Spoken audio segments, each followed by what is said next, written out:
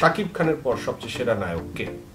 সেরা নায়ক সাকিব খানের পরে মানে আমি যতটুকু ভুল না করি তাহলে শুভ হবে। আরিফিন শুভ হবে। আপনার মতামত কি? অনন্ত জলিল তো শাকিব খানের পরে না, মানে সেম। সো আমি আমাকে আপনি জিজ্ঞেস করলে এটার মধ্যে ও পড়ে যায় না। আপনি বলছেন শাকিব খানের পরে, তার মানে যদি আবার আপনি পরে আবার বলতে পারেন, তার মানে ওনাকে বাদ দিলেন কেন? আমি ক্লিয়ার করে নিলাম। আপনার কাছে এটা ক্লিয়ার হয়নি? আপনার কাছে বাংলাদেশের নাম্বার 1 হিরো অনন্ত জলিল। অবশ্যই অনন্ত জলিলের পরে কার অবস্থান? শাকিব খান। আসলে পরে না, শাকিব খানও তো অনেক বড় স্টার। সো ওনারা দুজন কি প্যারালাল?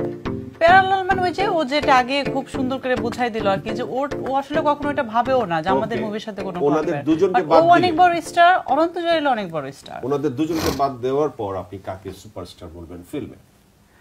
সবাই তো আমি দেখি একই রেঞ্জ। এখানে তো যারাই কাজ করে, শুভ, বাপ্পি, সাইমন, এরা তো সবাই দেখি সেম লেভেল। মানে কাউকে আমি আপ এন্ড ডাউন করতে, মানে আমার কাছে মনে হয় না যে কেউ শীর্ষে এদের চাইতে, এই তিনজনের থেকে একই রকম। আচ্ছা আমি একটা কথা বলি, যার মুভি সুপারহিট হয়, একটা ভাষা আছে, সে কিন্তু সুপারস্টার। আমরা যদি মুভি দেখি সুপারস্টার হয়, তাহলে কিন্তু চঞ্চল মাহমুদ আসবে এখানে, চঞ্চল চৌধুরী। যদি আপনি ফিল্মে যান, হ্যাঁ, যখন চঞ্চল চৌধুরী কিন্তু একদিকে হচ্ছে ভালো অভিনেতা, এবং ওকে মানে চঞ্চল চৌধুরীকে কিন্তু মানুষ ভালোবাসে। যেমন আয়নাবাজিটাও কিন্তু সুপারহিট একটা মুভি। নাটকের ক্ষেত্রে যদি আসি, আপনাদের কি নাটক দেখা হয়? নাটকটা টিভিতে দেখা হয়, হ্যাঁ, টিভি চাললে। টেলিভিশনের সেরা নায়ক কাকে বলা হয়? Joy. Thank you very much sir, thank you very much. হ্যাঁ, জয় ভাইয়া সামনে বসা। যদি আমাকে বাদ করতে, কেন বাদ রাখবো? আপনাকে বাদ দিয়ে কি হবে? আপনি দেখেন আমার সামনে, আমি আপনাকে কি করে বাদ দেই? বাদ দিয়ে দেন। ওই যে চঞ্চল চৌধুরী আছে, মোশাররফ করিম আছে, জয় সাহেব আছেন, জয় ভাইয়া আছে, শাহরিয়ার নাজিম জয় সাহেব আছেন, জয় বস আছেন। আমি আপনাদের প্রেমে ধন্য হয়ে যাচ্ছি। আপনারা আমাকে যে ভালোবাসা দেখাচ্ছেন, আমি সেটা ডিজার্ভ করি না। বাংলাদেশের অনেক নায়ক, অনেক অভিনেতা আছেন যারা আসলে অনেক সম্মানের জায়গায় আছেন এবং ভালো। আপনি ইরানি ভাষায় বর্ষা ম্যাডামকে বলবেন, আমি তোমাকে ভালোবাসি, তোমাকে ছাড়া আমি বাঁচবো না। আর আপনি উত্তর দিবেন, সে কথা তো আমি প্রথম দিনই বুঝেছি, সেই কারণেই তো তোমার কাছে থেকে গেছি। ইরানি ভাষায়। ইরানি ভাষায় বলবো? বলবো, দর্শক বুঝবে তো ইরানি ভাষা। এটি তো আমরা চাই যে অনন্ত জলিল এবং বর্ষা ইরানি ভাষায় কথা বললেন, সেন্স অফ হিউমার এসে। আমি তোমাকে অনেক ভালোবাসি, এটা ইরানি ভাষা। কারণ ভাষা তো মনের জন্য, এখন দর্শক যেটা বুঝবে আমি এটাই বললাম। ভাষা তো মনের ভাষা।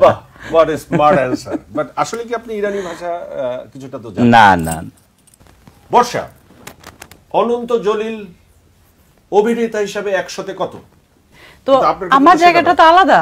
তো 100 এর বেশি যদি কোনো মার্ক থাকে, তো সেটা তো আমরা তাকে দেওয়া উচিত। এই মার্কের তো কোনো কমতি নেই আমার কাছে। সো 100 এ 100 এক্স্যাক্টলি। মানুষ হিসেবে কেমন? 100তে কত? বেশি, অনেক বেশি। এখানে কোনো মার্ক করা যাবে না। স্বামী হিসেবে 100তে কত? আপনি সব 100, আমি তো বললামই যে এর চাইতে অনেক বেশি। উনি কোন বিষয়ে 99? সব বিষয়ে 100, কিন্তু কোন একটি বিষয়ে 99 সেটা আপনি বলেন। এভাবে আসলে ভেবে দেখিনি। মানে 100 এ 100 সত্যি বলছেন তো? আপনার আশেপাশে কোনো মেশিন থাকলে টেস্ট করতে পারেন, মিথ্যা হলে ধরা পড়ে যাব। আপনি তো একজন আদর্শ ওয়াইফ, যে হাজবেন্ডের প্রতিটি বিষয়কে 100 এ 100 বলছেন। আমি খুব বেশি সময় নেব না, কিন্তু আপনার কাছে প্রশ্ন, বর্ষা ম্যাডামের ব্যাপারে আপনার একই প্রশ্নগুলো আপনাকে করা হলে আপনি কোনটায় 99 দেবেন, নাকি সবই 100 এ 100? 99 কোনটায় দিব? ও একটু ইমোশনাল বেশি, এটাতে 99 দিব। সো আমরা আপনাকে পেলাম যে আপনি একটু ইমোশনাল বেশি। উনি কোন বিষয় বেশি ইমোশনাল হয়ে পড়েন? উনি কি সালমান খানকে দেখলে ইমোশনাল হয়ে পড়েন, নাকি রাস্তার ভিক্ষুক দেখলে ইমোশনাল হয়ে পড়েন? না না, রাস্তার ভিক্ষুক দেখলে ইমোশনাল হয়ে যায়। মানে গরিব মানুষের প্রতি ওর খুব সফটনেস।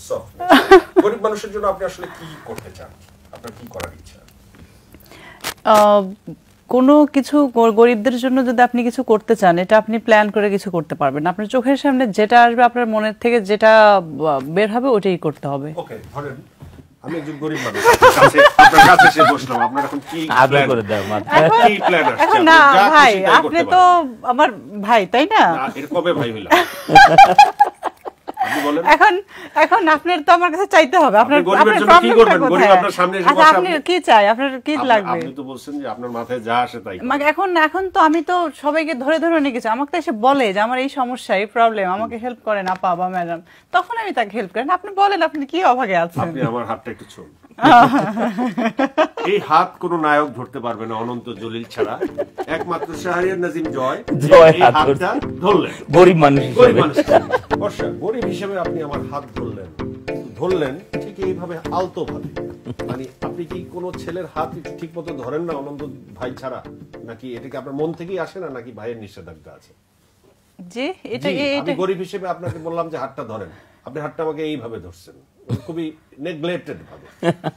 এটা কেন? এটা কি মন থেকে আসে না, নাকি অনন্ত ভাইয়ের নিষেধ আছে কারো হাত ধরা? এটা কি টাইপের কোশ্চেন? আমি তো বুঝলাম না ভাই। গরিব ছিলাম, আপনাকে দ্রুত পাওনা পাঠাতে হবে। এটার উত্তর এটা। আপনি ওই পাগল হয়ে আছেন তো এখন, ঠিক যখন হবেন তখন আপনাকে সত্যিকার অর্থে আমি আপনাকে তখন আনসারটা দিব। আনসারটা দিবেন। স্যার, আপনার ছবি ইরানি এবং ইরানের সাথে জয়েন্ট ভেঞ্চার, তো আপনার ছবিতে গান থাকছে? থাকবে। সে গানের ভাষা কি ইরানি ভাষা হচ্ছে নাকি বাংলা ভাষা? আমরা দুটো গান করব, একটা হচ্ছে ইরানি ভাষাই থাকবে, গানটা সাবটাইটেল বাংলা থাকবে এবং ওভারল্যাপিং সং থাকবে। এটা আমাদের দুজনের মন্টাস লুক লাইকে ইরানি সং, না লিপ হবে না, ব্যাকগ্রাউন্ড সং, এবং ওইটা ইরানের ফেমাস সিঙ্গাররা গান গাইবেন, ইরানের ফেমাস সিঙ্গাররা, এবং গানটাও ইরানি গান। আপনার এই ছবির নামকরণ তো হয়েছে নিশ্চয়ই? ছবির নাম দিন দা ডে। দিন দা ডে। আপনার ছবির শুটিং শুরু হচ্ছে ঠিক কবে থেকে এবং কোন স্পেস থেকে, কোন প্লেস থেকে আপনি ছবির শুটিং শুরু করছেন? আমাদের শুটিং হবে বাংলাদেশ, তুর্কি, আফগানিস্তান, ইরান। ভারতে আপনার সবচেয়ে প্রিয় নায়ক কে? বাংলাদেশে তো আমরা শুনেছি, ভারতে ভালোই তো, সবাই তো, সালমান খান, শাহরুখ খান, দুইজনকেই ভালো লাগে। কোন খানকে বেশি ভালো লাগে? সালমান খান, আমির খানকে বেশি ভালো লাগে। আর শাহরুখ খানের অভিনয় ভালো লাগে না আমার মনে হয় খুব কম মানুষ আছে। বেস্ট যদি বলতে যাই, মানে 100% যার যোগ্যতা সম্পূর্ণ একজন মানুষ যদি বলতে যাই তাহলে আমির খান। ওকে, তিনজন সেরা নায়িকা আপনার চোখে ভারতে কে কে? বোম্বেতে? এটা তো একটা কঠিন প্রশ্ন বলে দিলেন ভাই, কারণ সেখানে কোনো বর্ষা নাই। যদি আগের বলি, আগের কেন, মানে অবভিয়াসলি আগের যদি বলি হই তাহলে শ্রীদেবী। আর যদি এখনকার বলি তাহলে ওই যে মানে আমার পাশে যে বসে আছে অনেকেই বলে তার কথা, যে কাছাকাছি দেখা যায় দুইজনকে, দীপিকা। বাংলার দীপিকা, আপনি একমত? আমি কিভাবে একমত? আপনার কাছে কোন খান প্রিয়? সালমান খান। স্যার যখন বললেন দীপিকা প্রিয়, তখন বললেন দীপিকার সাথে আপনার মিল খুঁজে পান। সালমান খান আপনার প্রিয়, সালমান খানের সাথে ভাইয়ের কি মিল? অনেক মিল খুঁজে পাই। কি মিল? সেটা মানুষে বলে আমিও দেখেছি, মানে এক্সপ্রেশন, লাইক আমার কাছে মাঝে মধ্যে কিছু কিছু এক্সপ্রেশন মনে হয় কি যে এটা সালমান খানের মতো, কিন্তু এটা কিন্তু ওর মতোই করে, কিন্তু এটা হয়ে যায়, মানে হয় না যে মিলে যায় সার্টেনলি এরকম। সালমান খানের সাথে আপনি কি সালমান খানকে কখনো ফলো করেছেন, বা আপনার অজ্ঞাত সারে কি সালমান খান? বিশেষ করে কখন এই বিষয়টা হয়েছে জয় ভাই, ওই যে বডিগার্ড মুভিটা যখন রিলিজ হয়েছিল, একটা গান ছিল কারিনা আর সালমান খানের, তেরি মেরি মেরি তেরি, ওই গানের যে সালমান খানের এক্সপ্রেশন গুলো ছিল, শার্ট খোলা যে চেস্টটা বের হয়েছিল, এক্স্যাক্টলি আমার কাছে মনে হচ্ছে একদম কপি। ইভেন মানুষও বলেছে আমাদের দেশে। না, আমি আসলে সত্যিকারে অর্থে মানে সালমান খানের মতো কিছু করব বা মানে ওকে ওইভাবে ফলো করব এরকম কখনোই আমি কিছু করি নাই। তবে আমার কাছে একজন লোককে খুব বেশি ভালো লাগে, টম ক্রুজ। সো এই অনুষ্ঠানের আজকে আপনি উপস্থাপক, গেস্ট বর্ষা ও জয়।